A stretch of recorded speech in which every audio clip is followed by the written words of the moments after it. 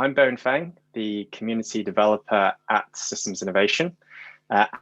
And a big welcome to today's discussion, which will feature a case study of systems innovation in practice with the fantastic Courtney Lawrence, who has very kindly agreed to join us today.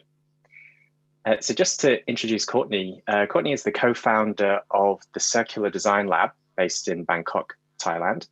And will be sharing us about the journey that the collective has taken, as well as how they've taken concepts from systems thinking and complexity theory and put them into practice. And specifically, in order to address the challenging problem of tackling air pollution. And Courtney currently works with the UNDP Regional Innovation Team as Head of Exploration for the Asia Pacific. And she is also a current RSA Fellow, so that's the Royal Society of Arts, and alumna of the Think School of Creative Leadership. And so on that note, I'll pass on to you, Courtney, and of course, a big thank you for agreeing to join us today and sharing the story. Appreciate it a lot. Fantastic. Thanks so much for inviting me to join and to share a little bit of the story of the Circular Design Lab. So I'm humbly representing a relatively large collective group. And just to be clear, this is a 100% volunteer-driven, citizen-driven innovation platform, if you will. So we're a bit of a pop-up lab. So understanding that people part of the network here are probably most likely curious about some of the mechanics around the systems approach that we're taking, I wanted to walk through a little bit of the story of how it all came to be, and then share a little bit of the methodology and some of the latest things that we're doing on the ground as we experiment our way forward to trying to make some big change happen. And so, as Bowen mentioned, I'm here based in Asia, but specifically Bangkok, Thailand. I've been in Asia since 2012, and I was in Japan a little bit prior to Thailand as well. And I do work with the UNDP's innovation team, but I just wanted to clarify, this is a volunteer initiative. So this is Circular Design Lab is not a registered entity. It is not a business. We don't have a business model, and actually we don't have a revenue model. So that's just to put it out there straight away that it's a different type of collection of people working towards specifically big change. So the case study, I believe Bowen also has listed on the site too, but we are self-organized. We are focused on really complex challenges. So when I say complex, it's typically the ones that we don't even know necessarily how to problem frame per se to the most obvious degree, or even, there's a million different possible solutions and we're not sure what they are. And so we're really living in that space of ambiguity, and even building that kind of comfort is something that is, I think, part of what we strive to do. So big challenges, definitely with the climate lens overall. Some that, as already mentioned, focused on air pollution, others around waste management, the plastics pandemic, unsustainable fast fashion. And it may seem like an endless list actually, but the way that these issues come to become part of our platform is because literally local citizens ourselves are just concerned. And so we go to where the passion is and we follow the energy of what people are interested in. So some of the guiding questions as we began, and this just began as, again, a curious experiment among 4 of us that were faculty members at Thammasat University School of Global Studies, many of us teaching in design and social innovation. And we thought, okay, if these kind of entrenched issues that typically people point the fingers to government to solve, or we say that's private sector's problem, they should be solving it. We thought to ourselves, what if there's people literally, across the city that are wondering the same questions that we're wondering? And with that diversity, how might we be able to leverage that collective intelligence or the wisdom of the crowds? And so more or less what we proposed was just a process. And so I'll share a little bit of the specifics around some of the ways we're experimenting with process, but ultimately we're thinking, what does impact look like? And how do we leverage the civic capital that exists, the idea capital, the social capital? So I'm here with some of the questions that we started with. And we just literally put together I'll move to the backstory, but we just put together a first event, and we wanted to focus around waste management. which in Asia, and I think globally actually, is a very common complex challenge, and it's very contextual. So what is a waste management issue in India will look different than a waste management in Thailand or in the Netherlands or in the UK. There may be some commonalities, of course, but the ways in which the local, if you really go nuanced to the local, most localized level, is going to have a very different set of dynamics and set of actors and challenges and pressure points for that matter. So it was quite exciting when we had our first proposal to the community. We said, hey, meet us on this Wednesday. It was March 13th, 2019. We're going to have an unusual suspects panel of those that are working on this issue. So we're looking at, we brought in different types of entrepreneurs. We brought in a trash collector that started the first, it's called the Zero Bot Shop, the first zero currency type of trade system in Thailand for informal trash collectors, for example, and a variety of others. And we position that and juxtapose it with a pop-up lab as well. So I'll tell you a little bit more about how that night went, but just to say that that night was the spark and the impetus for a series of workshops that we use a systemic design approach and process to literally try to build different prototypes to impact where in the system maybe we could intervene. So that being said, here you see some photos from a variety of our different initiatives. But there's three goals I wanted to just simply communicate what we were trying to do. Number one is create community. And that may seem like a no-brainer, but just having space to bring people together to exchange is so powerful. And what's interesting here is it's out of our own bubbles to some degrees in ways that when we put this out there to the city of Bangkok, because that's where we started, we didn't know who would show up. And that's what part of the beauty of the network effect of how we've also been meeting so many other people that normally we might not have crossed paths with, but we're very interested in the common goal and the common collective mission to work around some of these issues themselves. The other piece to this is really around building capacity or literacy for what's possible, right? So it's not only about identifying what's the issue, but building in this space to imagine or reimagine what do we see, want, need, feel to be possible in the context of the city and the backdrop of where we live. The Circular Design Lab name, by the way, we did not on purpose call it a circular economy lab, for example. But we do have circular economy principles or circular system principles that we do weave into everything that we more or less are trying to put forward. So when we do talk about future possibilities, it is thinking about regenerative systems. It is, of course, by default thinking about sustainability, but trying to think even more with more ambition as well about what we can possibly be doing. So there is a circular aspect to that that we bring to play. And then number three, and I think this is really the reason people show up, maybe besides, generating new friends and getting new interesting ideas, but people really want to do something. And I think in today's world, we can feel very quickly disempowered, as if we are not actually able to affect change, especially if you get, of course, catching with the headlines of big structural issues and almost now with COVID, systems collapsing. And it can feel overwhelming, especially if you're looking at it from a climate lens where the science is so real. And we're reading articles where, there's rising temperatures, snow melt, all kinds of things that most of you on the call or listening probably are aware of. So how do we, from a human scale, affect change? And of course, it has to be done collectively. No individual is going to do it all on their own. So how do we use systemic design? This is our hypothesis, right? In terms of the process, systemic design to drive this beneficial change that we're really after. So what I want to do next in the next few slides, and I'm a very visual person, so I maybe took too much liberty to share a lot of visuals that are coming up, but I wanted to share the framework in which we're approaching innovation as well. And so this one, just contextualizing the big picture, you may have seen us already out of the DIY kits from Nesta. This is not new. This has been around for several years, actually. But there's so much rhetoric and semantics and jargon around, changing systems and, all of this language about how do we scale impact. And in a past life, I also used to work with Ashoka, where everything was, okay, if it doesn't tick the box on changing a system, then we need to keep, plodding away at that.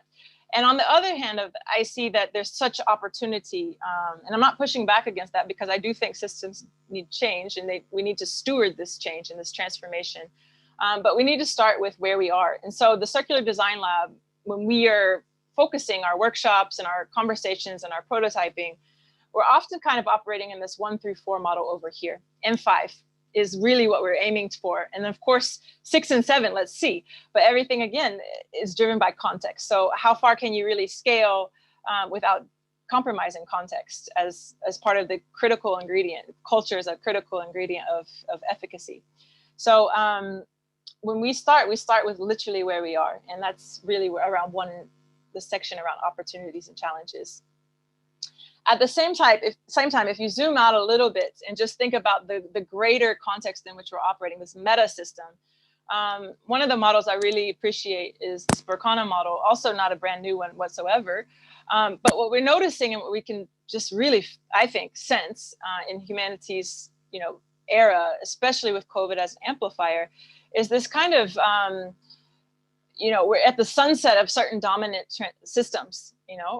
There's so many other things that are being up for grabs in regards to reevaluating, reconsidering what's happening, and the emergent systems, right? So if we're talking about futures that are possible, can we imagine universal basic income?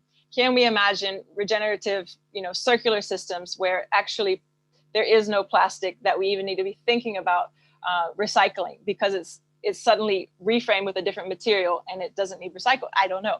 The point is, that's a very, very specific possible example, but the space that we're playing is really around this emergent space and this transition space, which is full of experiments. At the same time, as I mentioned earlier, it's about building capabilities and capacity for these conversations to even happen, right? If you're not coming from the practicing standpoint, and maybe you're an economist or you're an accountant, or you are an art teacher and you're coming to our workshops, how do we get on the same page? How do we layer the conversation so that there is generative dialogue and not necessarily defensive ways of guarding an idea? How do we unlearn, right? These are some of the questions that we have. But what we wanted to kind of drive home is that there's possibilities for affecting systems shift on so many different levels. Of course, it generally, it starts with the individual. It starts with our own mindset, our own self-awareness, and sharpening those types of, capabilities for tuning into our own being, if you will, and then individuals, groups, and all the way up to social policy networks, organizations, all of these different scales. So with intention, that's another piece of the discussions that we try to weave in saying, if we are operating for change, what level is it? And not with any judgment, it's just so that we're clear about our intent. Now, you may have seen this. This is more around the big picture of socio-technical transitions. And I first had the opportunity to collaborate with Charlie Ledbetter last year for a UNDP project. And he was the one that was sharing this initially as a presentation he was giving. And I really appreciated the way that this helps makes even more sense of transition and change and even experimentation. So if you are working on emergent systems, or if you're prototyping something, which literally could be a systems intervention, how might we understand where this is hitting the line for all of the other factors and nodes of change that are happening? So I think the case study that I'll share in a moment will kind of loop back to some of the ways that we're thinking about where we locate ourselves, even for that matter, in some of the experiments that we're designing. So conveniently enough, Charlie and Jenny Winhall just published this, I think in the past, well, it's out publicly this month. And this is actually a more, I think, easier to digest version of the slide that was shared earlier. But where is Circular Design Lab? And I put it here is that we're really, we're not mainstreamed. The things that we're doing are not particularly mainstream. They're quite experimental, but at different points in time, some of the prototypes that have been coming out of the lab groups have been, interestingly enough, maybe super relevant a year ago. Let's say, how do we one of these questions: how do we, have less usage of plastic bags or plastic straws? These are kind of a global, kind of trendy type of conversation to have. And when I say trendy, I don't mean it in the conventional sense. I mean, it's trending, sorry, just to make it clear with my articulation of it. But then actually last year, at the end of the year, in the country of Thailand, they banned plastic bags. So that shifts the way in which we would want to be thinking about how to be even more effective, So that's just an anecdotal way of saying that these kinds of frameworks are not there to be the guide of what we do, is to help us in a conversational sense make sense of what we're doing and be as hopefully strategic and on purpose and with intent as possible. So I'm showing a screenshot here of basically what emerged. So we had our 1.0, which was focused on waste management. We had 4 different workshops and about 3 different groups prototyping different intervention possibilities, and sharing that at one of our idea salons that we held at the bookend end of that. Now, what was neat is that we started with 4 people, and then several of the people that participated in the prototypes said, hey, let's continue. So we thought, okay, what are we doing? Because there's, we don't have a blueprint for our, we don't have a strategic plan for the next 12 months or even, beyond that. And so over the summer and this is, I think I wrote about it in the case study that Bowen has, but there's about 20 of us, and we met almost every 2 weeks. And we started fleshing out, what does the governance model look like? What are we calling this bigger group? And then what are we going to focus on for the 2.0? And so the 2.0 expanded beyond waste to also include air pollution in unsustainable fashion. And the reason, again, as I mentioned a little bit earlier, is that people simply said, I really care about this, or I'm working with groups of people and I really care about this. So we have, for example, the co-founder or a woman in Thailand who learned and got involved with Fashion Revolution in the UK, came back to Thailand and started a chapter here. So she said, I want to get involved and see what we can do with this network that I'm already involved with and bring them to the table, for example. For air pollution, myself and a few others, we became really, really concerned about it, because over the past several years, it's simply becoming so obviously worse and hazardous and toxic. As you can start seeing the more and more of the trending line of the more hazardous days, for example, of the AQI, we said we need to focus on this. So this should be one too. And of course, waste, well, we didn't solve it at all in the big grand scheme of things. So we continued with that as well. So we wanted to experiment. Can we use systemic design as a process agnostically, and then have these subgroups working? So we learn about certain tools and methods, or we share them. And then we try to apply them in real time in the workshops according to the themes. And so what came from that, and we borrowed, I'll share a little bit soon about some of the tools that we're using, which most of them are open source, and then we just riff off of them actually. But here, if you're into Theory U or the Societal Transformation Lab, which we are also involved with, by the way, as part of their first cohorts in 2019. So there's 300 teams from around the world, part of the Theory U Societal Transformation Platform. And so we were just also a part of that boat as well. And so co-initiating, co-sensing, co-creation, co-synthesis. And so we're really looking at it at this point more from just systems, and then marrying the systems thinking and the design thinking, and we're refining that as we go. So this was what we said, hey, we offer.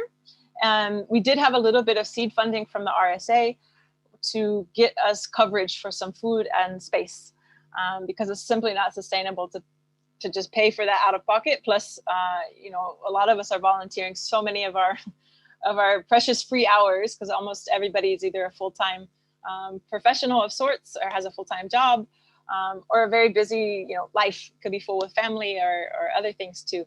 So luckily, the RSA financed some of the workshops as we went. We also found some fantastic third space friends, which was key.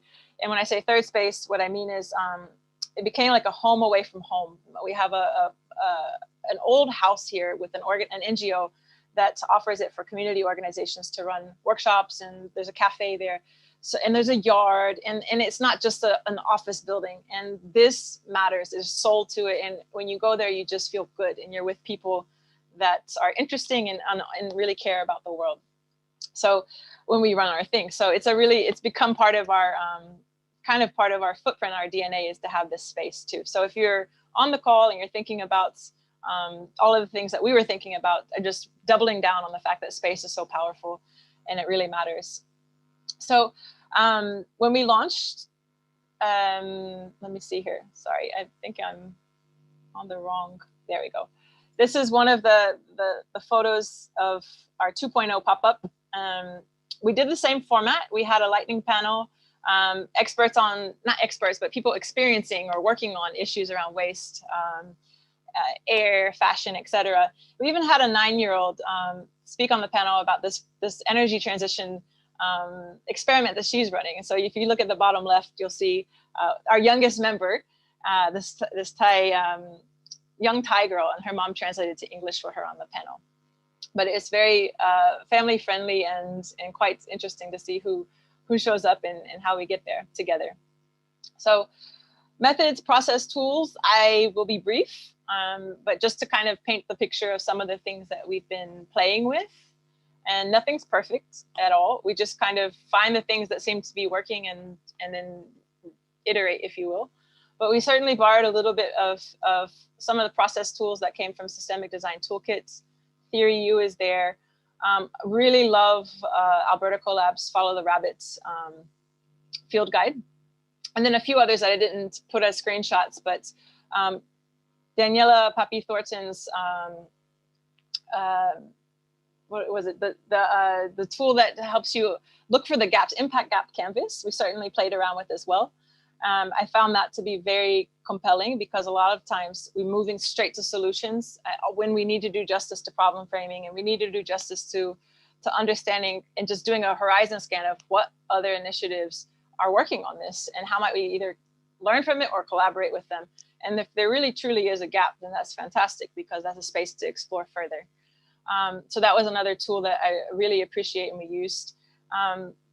And then other tools include just literally, there's quite a few others, by the way, but one of the things I really loved was playing around with Kumu, because we also wanted to map and make sense of, okay, if we've got all of this incredible wisdom in our collection of talks or our workshops, how do we document that? And then how do we see, people's perception of things? I think that's really what was important. So when we had our 1.0 and our 2.0 pop-up labs, and we always kicked off with a big event, typically got around 60, 80 to 100 people in the room at different times.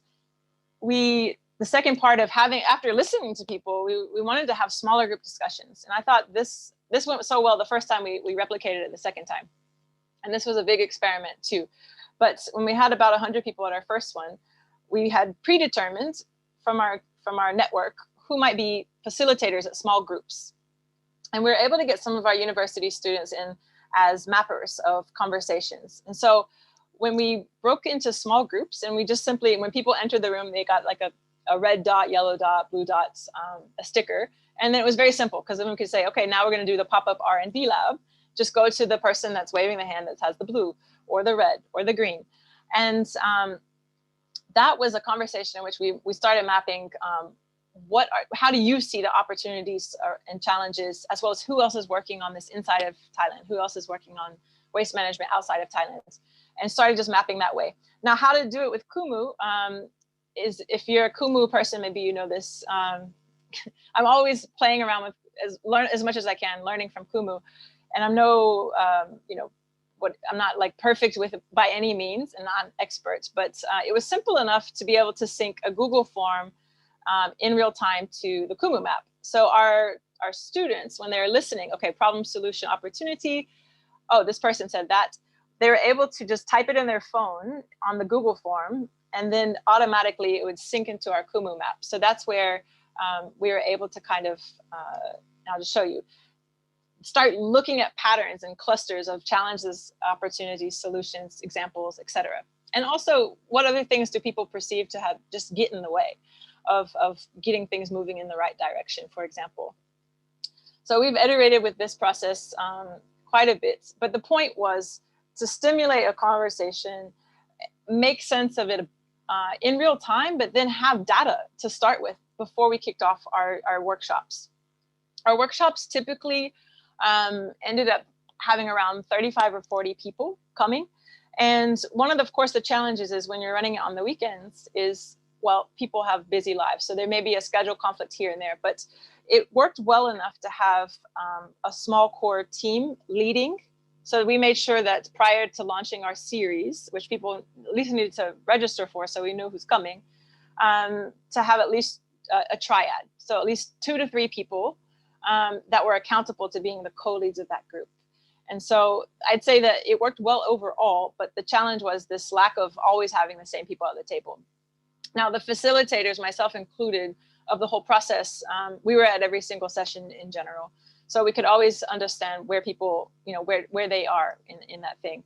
Now, what I would say, if you're doing something similar, it's really, really helpful to have co-leads and support facilitators that already have somewhat of an understanding of the systems approach and systems process, because otherwise you're teaching in real time both the co-leads and those that are just showing up to the workshop that maybe don't have much familiarity at all. And so what I should say is it was helpful to have, let's say, the alums of our 1.0 become co-leads for the 2.0. And I find that to be also quite a neat outcome. It wasn't an expected outcome, but it's neat to see people go through a process and then be excited to try to teach it or be a part of leading that process. So practicing, really. Now, well, there's a lot that we've done that we've documented. So I think myself and a few other of the co-leads, we've been writing lots of, well, I shouldn't say lots, I guess that's a relative thing. For us, it was a lot of Medium posts trying to explain, like, what are we learning, reflecting, what are we learning, what's working, what's kind of fun to play with. So on here, one piece that I really find to be fascinating, though, as someone that has run a few different organizations and companies from scratch, is that a lot of times the question is, well, what's your business model? What's your scale model? And I always kind of cringe at that, because I think, can we have an alternative to that type of conventional question that says, if you're no margin, no mission, right? And so I think the model in and of itself is quite interesting. And that's why I wanted to just put it out front and center. We don't even have a manifesto. And is that okay? And, what was neat when we had our meetings over the summer last year, we had the discussion. Should we incorporate? Should we be a social enterprise? Should we try to get funding from a big conventional institutional sponsor? Because what we're doing is really actually bridging a lot of the implementation of work that a lot of big organizations with a lot of money are trying to do. And here we are, we could actually help implement if that was a congruent mission. And everyone voted that down. And that's what I also love. People wanted to keep this rogue. We don't want to be stuck in a box. And when we don't say what we have to be, or who we have to tick the box for, we have so much more freedom and liberty to move fast and just be what we want to be. So I think that's that doesn't always help us either, because the website, when I meet people, if we have happy hours and things like that, and we're meeting new people, and they're like, okay, I couldn't really understand what you're doing on your website. So I think these are the constant things where, well, we're not vague on purpose. It's just that we might be doing lots of things that are not always easy to just put into here's our 3 things that we do. Although, of course, I opened the conversation by saying, these are the 3 things: community, driving change, building capacity. But at the end of the day, how we go about it, it's very, I guess, organic at times. So I think what I'll do is share a little bit around the case study. So the big picture vision, by the way, this is a bit of a sandbox for me. I love that I get an opportunity to work on really interesting things through the lens of the UN and our innovation team. But I can move really fast in this sandbox. So a lot of times I'm just picking up things that I'm having conversationally or working on here and then trying to apply it quickly. So one of the things that we're doing in the UN space, which we just put in a whole week of Ministry of Change, a community of practice event or platform a few weeks ago that we hosted in collaboration with States of Change. And so that's an example of where you can see what we're working on in its systems transformation left and right, no question about it. But one of the things is portfolio design. How do we move away from siloed project approach to something that's much more coherent, but agile? And so if we look at it from what's the mission and then work our way backwards, and we look at a spectrum of experimentation, then how do we look at it from a portfolio of interventions and not just something that has a 3-year log frame that gets you boxed in? Because as soon as you learn something's not working, you don't have much ability to move lanes and to pivot or adjust. So that's another conversation in and of itself. But what I wanted to say is that with the Circular Design Lab, having a variety of different groups working on one big key theme, to me, is really, really interesting, because we're playing around with this portfolio logic. And that's the point. The systems, I guess, the hypothesis around how do you shift a system in a certain direction, there's going to be so many different nodes and leverage points to consider. And for us, it's hyper-contextual. So let's talk about where we live. Let's talk about our city. Let's talk about our region. Let's talk about our country. And so that's what makes the Circular Design Lab a little bit unique, because we really are looking about what's happening in our own backyard. And so I'm going to walk you through a deep dive of the air pollution work that we did and how we went about it. And I guess it won't be so deep. It'll be, there's a lot, so I can't even get it all within the short time that we have together. But just some key pieces here is, number one, this issue globally is extremely problematic. And it's often called a silent killer. If we look at PM 2.5, it's invisible. However, it's so problematic, especially in Asia, where the majority of the most polluted cities in the world sit here. But there is an article that was just out, I think yesterday, around, it was the 4th leading cause of deaths last year alone, 2019, globally, in aggregate. So it's so complex. It's not just complicated, it's extremely complex. And part of that is because the source points will change depending on where you sit. So in the Thailand context, we have, crops that are being burnt by farmers.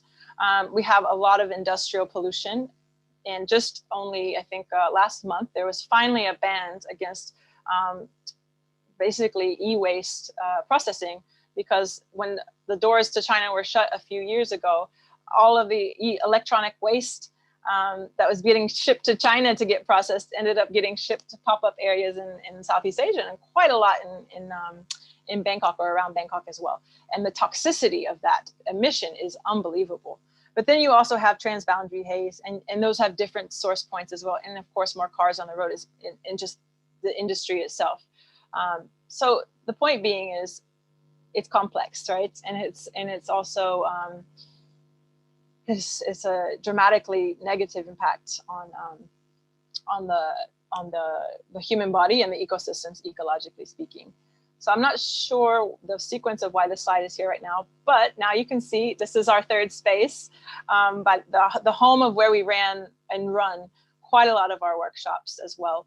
And this bottom left one is actually a different space, but that's part of the panel. And the informal trash collector I brought up a little bit earlier, he's there in yellow. But anyway, back to the air pollution.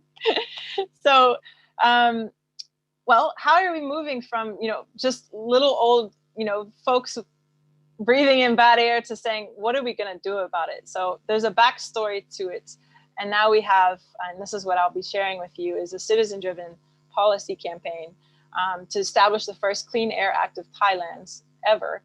And that's done through a collaboration with the Thailand Clean Air Network, which we met because the co-founder of that network came to our workshops last year.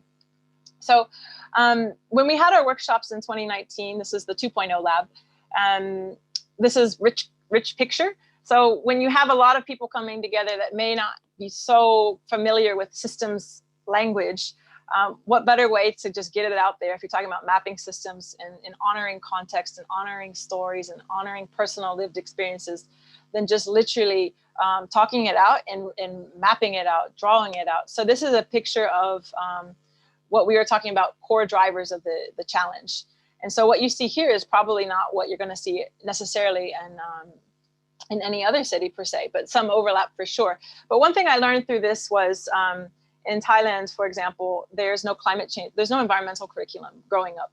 So if you don't have that basis of that being integrated into any of your primary or secondary years, you're really just learning it on your own, or you're figuring it out later. So if you look over here at the top left, we're talking about awareness, and the fact that people are not aware is not to blame them. It's just literally not part of the structural convention of their education, for example. There's many other pieces here too, but that's just to show you quickly one of the things. Now I'm hopping forward very, very fast actually, but what this all landed on, how we got to our campaign, is we started mapping out these issues in more earnest. And we also did research. We held space for ethnographic research. We went out into the streets and talked to people. We held action research at different events. But we wanted to obviously get out of our own little, bubble of what we thought, and wanted to figure out what are different people randomly thinking about as well. So here we mapped out some of the ways in which we're articulating the challenges of the issue. And then with the red sticky dots, we voted on intuitively on what we thought could have the most impact. If we did something here, how might that have the most impact to the system? And the two that we landed on, that we focused on, because it's based off also on your own constraints of resources. We wish we could do everything, but where can we have effect is our question to self. And it landed on two things, one being awareness and education, and the other one being policy. And so for me, the end game is those two things. And the number one end game target is policy change, because that can have incredible impact over what we end up seeing at an exponential curve of quick response, so to speak. Now, I need to be mindful of time too. So I'll try to kind of move a little bit more quickly through the story, but we did this literally on paper, and then one of our volunteers put it on a Google slide deck of our lab notes, which is also hyperlinked into the case study. So we didn't do it digitally. I know it's COVID time now, so much is digital, but back then it was just, real stickers and real, Sharpies and real Post-it notes when we were doing this. So COVID hit, and well, we still did our research, but we figured, okay, well, if we're going to focus on those two things, which initially we were thinking of a roadshow, right? So a roadshow that is about awareness, but also about this. And then, by the way, this is the kicker. In Thailand, there is a policy mechanism for citizen-driven legislation to be tabled to parliament if you get 10,000 citizen signatures. We learned this because the co-founder of the Thailand Clean Air Network, which is pictured, she's at the bottom right, next to Ban Ki-moon over here, and then also in the row up here at the very top of the image. She and her network, again, all volunteers as well, they had been working for the past 18 months prior on a EU legislative process. So where they would have a white paper, this is the issue or the context of Thailand, this is the science, this is the data, these are the gaps. And then a blue paper process, which is really about going very deep into that. And then a green paper, which is legislation to be tabled. Now, to be able to get your, so they wanted to make sure that if there was legislation, it was very, very robust, and it was very mindful and thoughtful of the holistic nature of the issue, the complexity of the issue.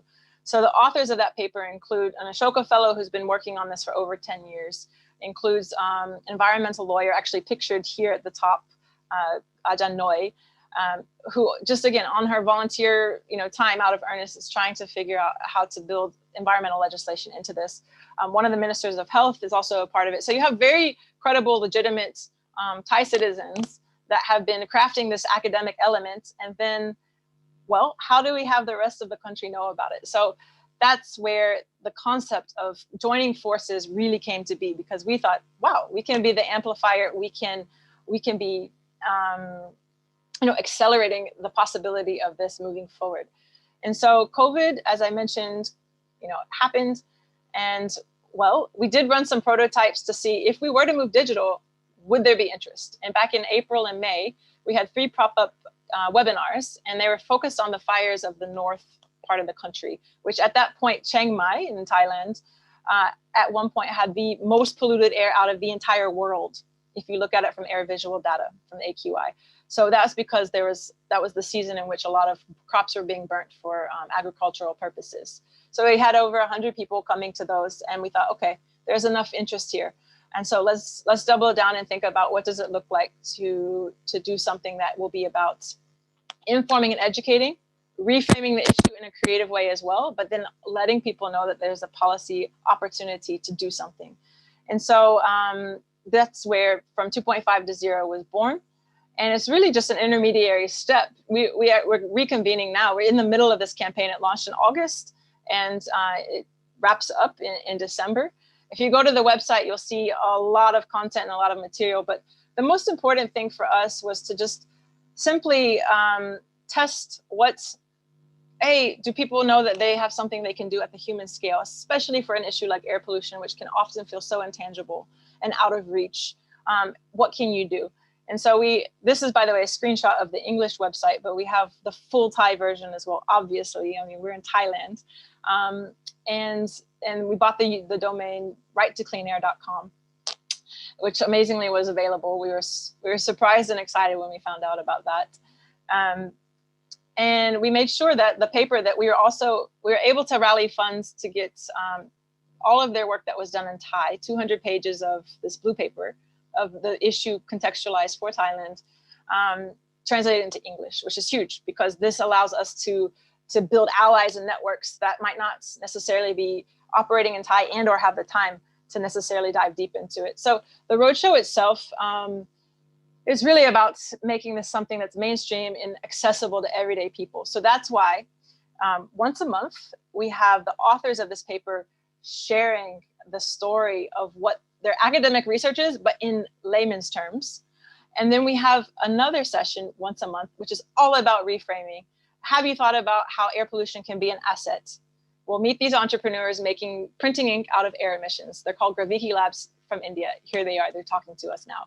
Or the first entrepreneur trying to mainstream or scale electric motorbikes in Thailand, made in Thailand, and using a battery subscription model. Did you know he exists? Like, this is what he's working on from this angle. We have high school students that have won a recent competition for a possible solution to air pollution, using a certain type of yeast to decompose basically straw and rice matter left over from the crops to create hand gel that could be sanitizer because of COVID. But so to basically create a new incentive for farmers to not do that. We have artists, we have film festival curators, you name it. We really try to create this to be something that has a big range and different points of entry for different types of people. Next month, we have the IFC that's working on a Breathe Better bond from a climate finance angle for Asia. They'll be speaking. We have one of our advisors from the World Resources Institute and another research outfit as well. They'll be speaking. So again, we're just looking for as many different ways to touch people and get them involved. And just last month, finally, as I mentioned, the government in August formally allowed the Thailand Clean Air Network to start getting signatures for this petition. So there's a little under 1,000 so far. We need 10,000 as soon as possible, especially if I won't mention it, but I mean in detail, but there's a lot of possibility for, there's protests going on outside on the street. If you've been following along. So it's an uncertain time. It's a week by week time here, and we don't know what will happen from an institutional governmental standpoint. But what we do know is we need 10,000 signatures for this to even be grandfathered in or to be considered and on the table for legislation. So we had an event in downtown in the center of Bangkok. We had a children's drawing contest. You'll see this child at the top left. He won the contest. Not a big fan of making like kids and to be a part of competitive process, but anyway, that I was not a part of designing that specific session. But he's mapping out what does the issue look like for him. We had a Clean Air Futures workshop, and we want to do something with participatory design as well, which we'll do next month at a different workshop, and performing arts, etc. So it was raising awareness, and we got the first 400 signatures at this specific event.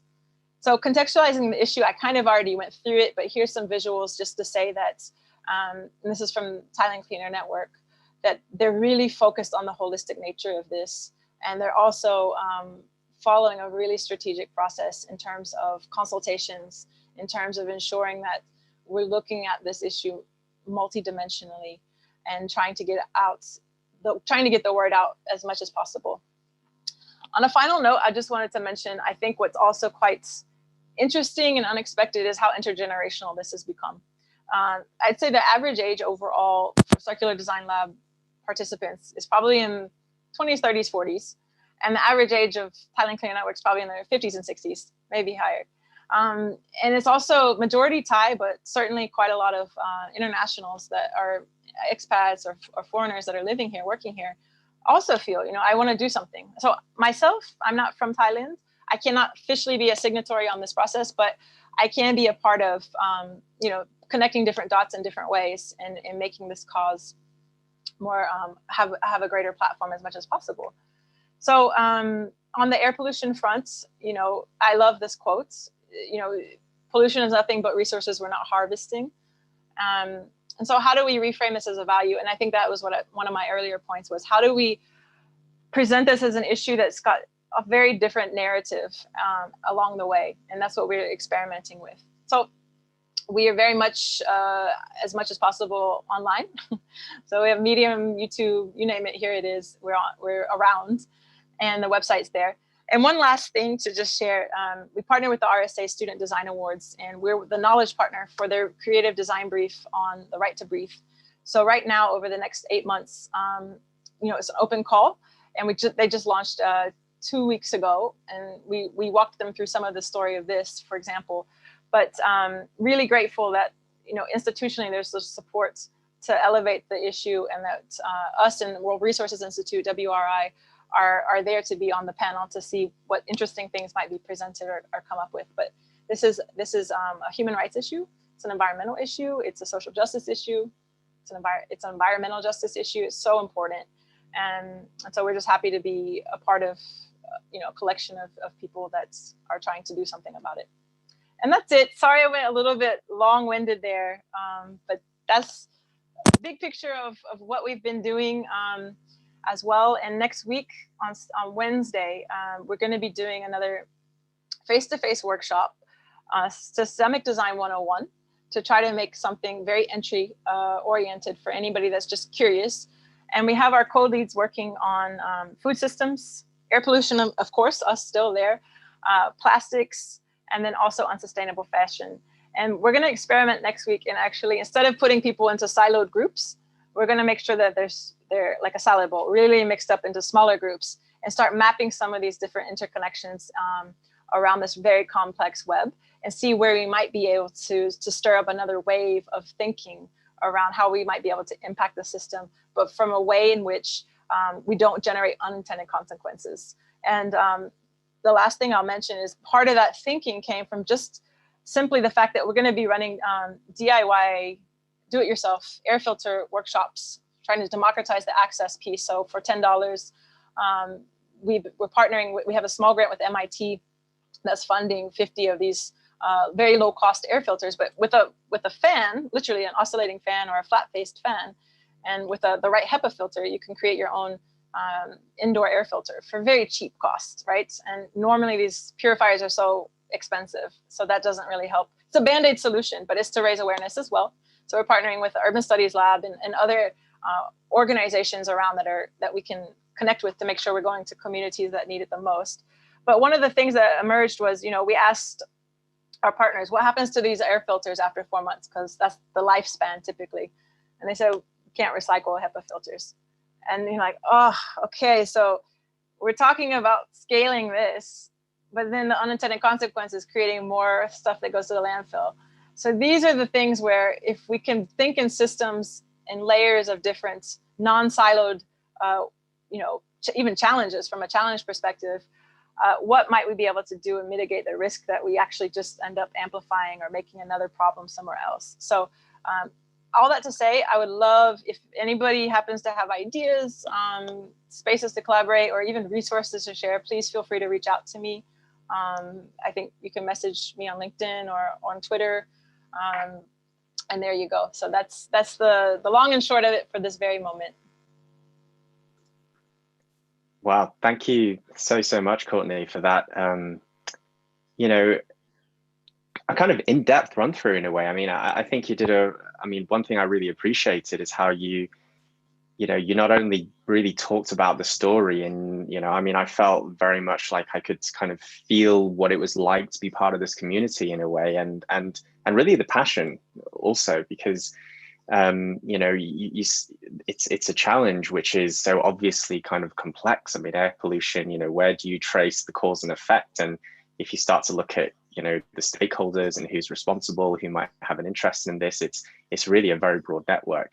And one thing as well that I really kind of enjoyed about how you kind of framed this community coming together is that it really seemed like it was about, you talked about how often we can kind of feel a bit kind of disempowered or a bit disengaged with certain issues that we might really care about, and that could actually be kind of like an issue or a gap in kind of the systems or the infrastructure that's available. And it really seems like what you guys have built here with the Circular Design Lab is, giving people a channel to turn that kind of, I guess, general frustration into a way of really being part of creating positive change. And, that's something I find very inspiring. Well, thanks. And if you're here, I'd probably do the sales pitch to tell you to come to one of our workshops or happy hours. But, another piece to this too is one thing we learned is not everybody has time and interest, or they might just simply be curious. They're not going to all come to a workshop or an event, right? But we started doing or playing around with like zero waste cocktail hours or happy hours, and just simply creating a shelter for people that care to come together and, friend raise, like just feel like you're not alone. And that's what keeps blowing my mind is these types of gatherings. I always meet more people I didn't know. And it could just be simply as, having it doesn't have to be just a drink, but we typically experiment with like a real happy hour. But you never know what it leads to. And that's what's been really fun, but it's certainly very organic, and we don't know where it will go. And I think most people are okay with that. We just put in what we can and see what happens. Yeah, and and by the way, I'm not sure. Maybe it's best if you stop sharing, because I'm not sure on the live stream if they can see the videos or not. But just in case, and yeah, that's one thing that I really appreciated as well, is that it wasn't, about bringing these people together. And a kind of the conventional approach, I think in a lot of cases for tackling kind of complex problems, is to kind of create like a step-by-step roadmap or things like that. But I really sense that, because it's guided by the community and different people may join, and, based on the experimentation, you might get different insights, which change the direction slightly, that you're just very open to kind of, you've created this network, this ability for people to come together and figure out ways of trying to address problems. And, in terms of where it's going to go, you're just quite open to seeing how it evolves. And I think when you look at it from like a complexity lens, this idea of emergence, and it really is, I think, a very literal embodiment of this type of value. Yes. One thing I would be really curious to ask you, Courtney, I mean, you're clearly someone who really, and yourself in the community, you're really trying to, it all comes down to how does it help us address the issue at hand, which in this case is air pollution as one focus. But you really have a sensibility towards, what is complexity theory? What kind of a lens can that provide, and how might, ideas from systems thinking, etc., help us here?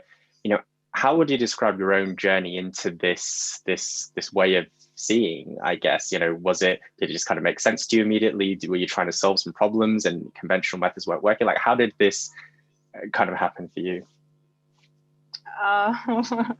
Well, I guess, it probably started with just being really keen and curious about design thinking, which evolved to human-centered design, which evolved to a lot of questions about that in general. But I guess about 10 years ago, a friend of mine and myself, we tried to start a hub. This is in the United States, a platform for green business entrepreneurs, and try to convert an old ironworks factory into this kind of co-located space in which we'd have closed loop systems and all of that. And my co-founder ended up going to Stanford's D School, ended up teaching there. But he was the one that first, and his name's Adam, and he's running Savila out of Detroit in Michigan now. He's amazing.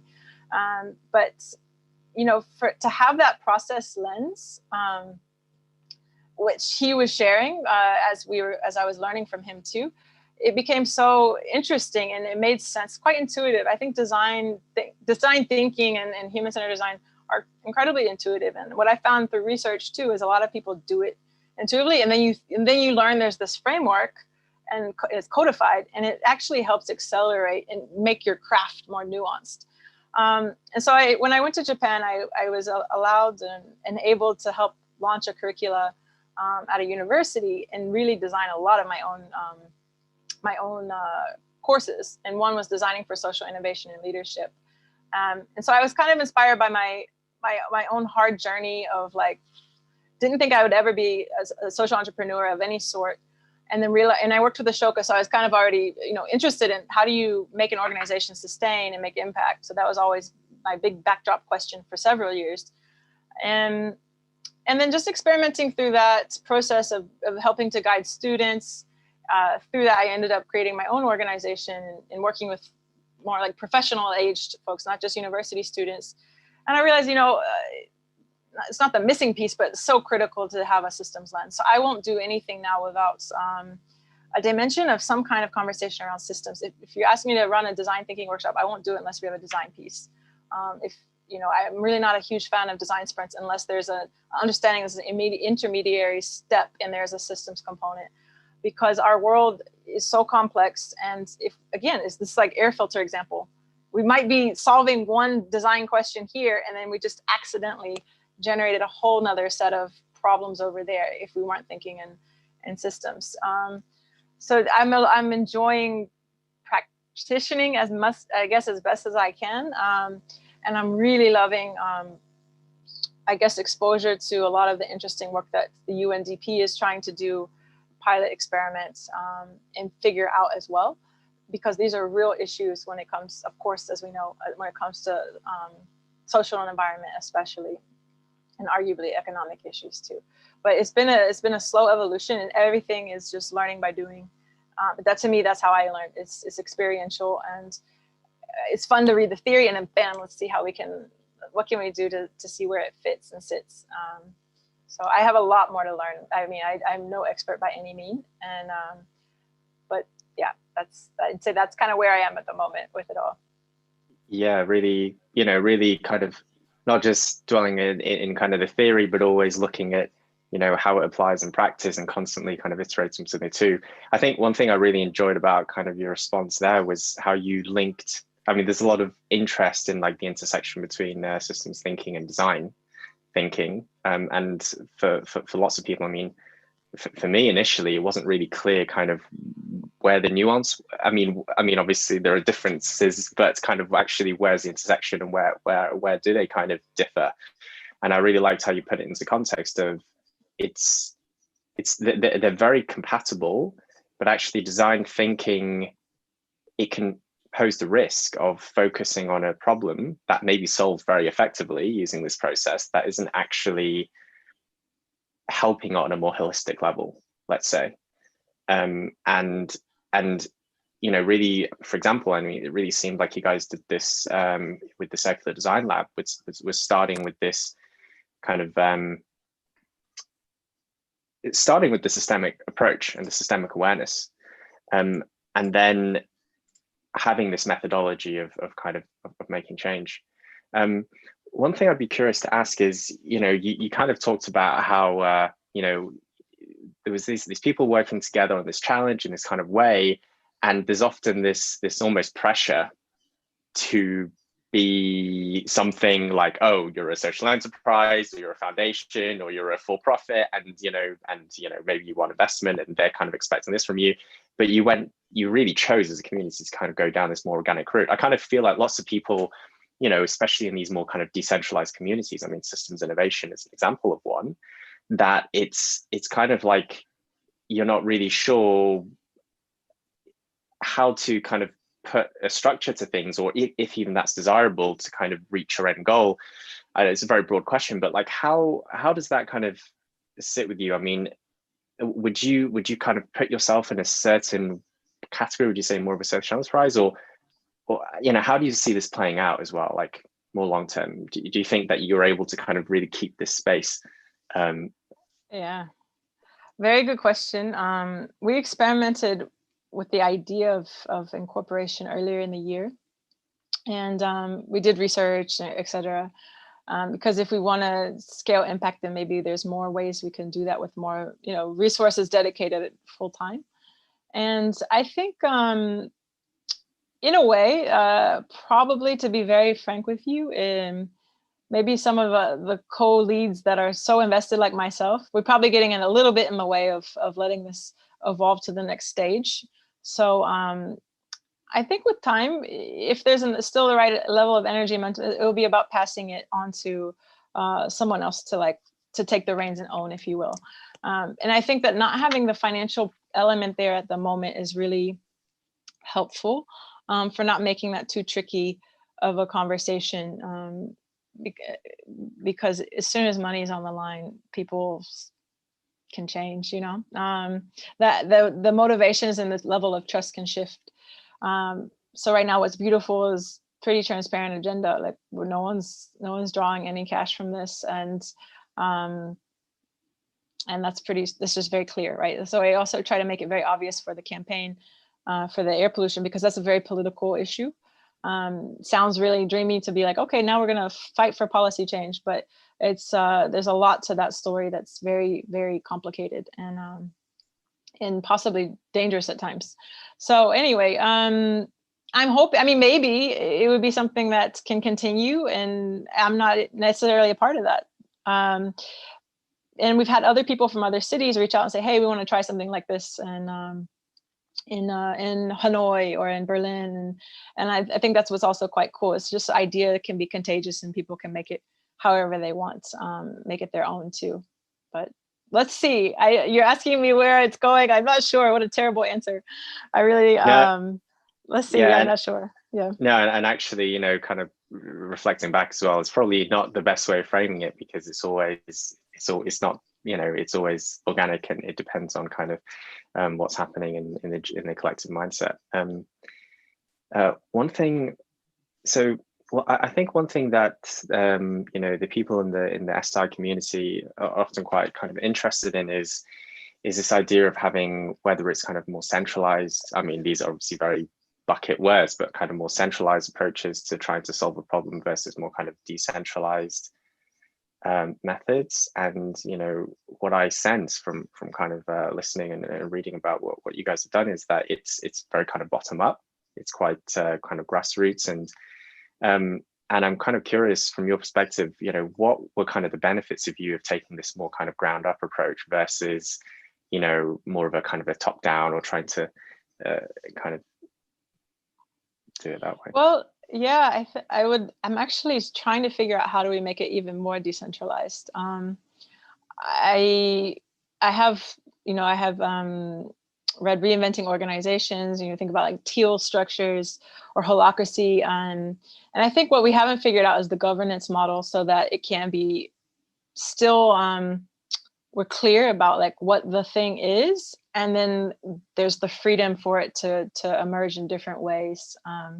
Organically. I don't know what that quite looks like, but I think it could not have been going this far if we took the other approach, which is very top down. So basically we just have facilitators, right? And this is a platform for people that want to facilitate. So about, I guess it was last month, one of the people weave in and out, depending on life and capacity. But at the end of the day, there's also a few of us that are always going to be there no matter what, but those that are kind of dipping in, dipping out. And, one was like, hey, I have some new people that I've been meeting that really are curious about doing something. So she made a happy hour start. I was like, great, like go for it.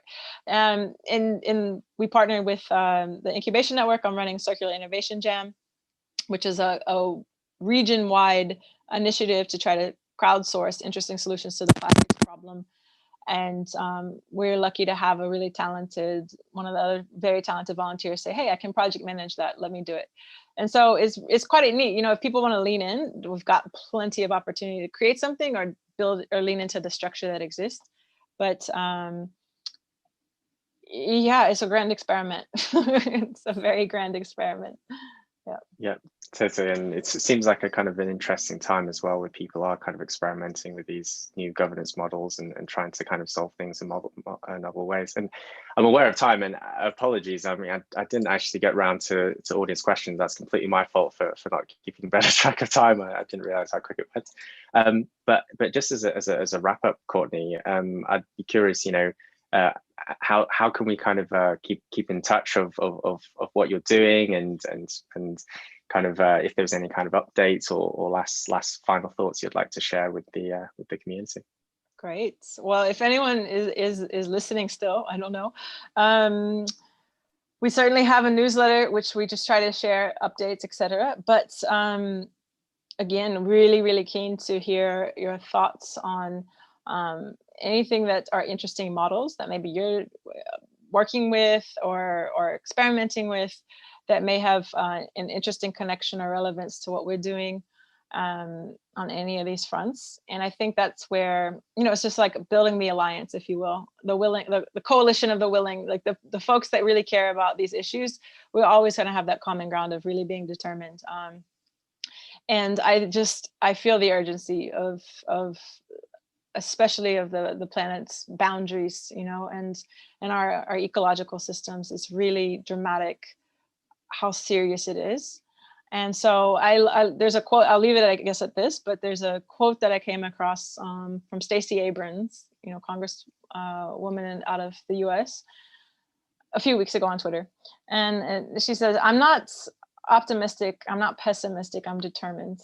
And to me, that's what it is. You know, I don't know what direction we're going. I'm not necessarily a doomsdayer, and I'm also not like just the moonbeam that I probably used to be in my 20s.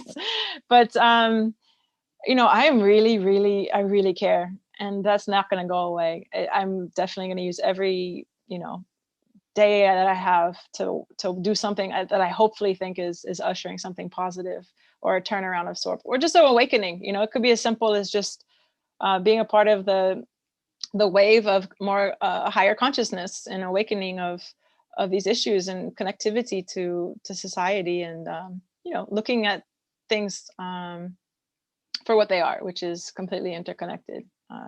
Yeah, humanity. thank you.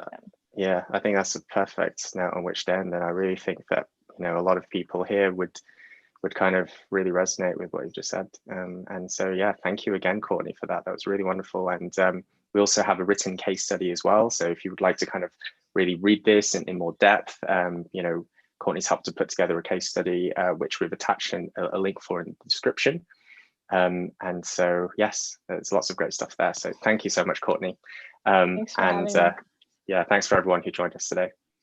Thanks, and everyone. Just one final shout out to the community. So I'm here just representing our community. I'm not the community. And I just want to say, none of this would be possible without all of the others that have been there. So thanks from all of us. Yep. Thanks again. Well, there you go. Thanks, Courtney. Thanks, everyone. Cheers. Cheers. Bye.